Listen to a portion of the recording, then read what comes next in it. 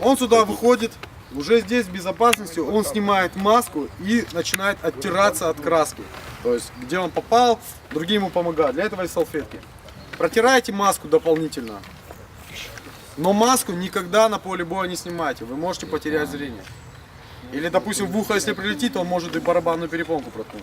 Убили вас, или вы выходите с игры, обратно нажимаете на кнопку, чтобы был на предохранителе. Или вы выходите с игры в эту зону. Еще раз, понятно всем? Повторить кому-то? Не стесняйтесь, я повторю столько, сколько надо, пока вы не усвоите. Какие вопросы?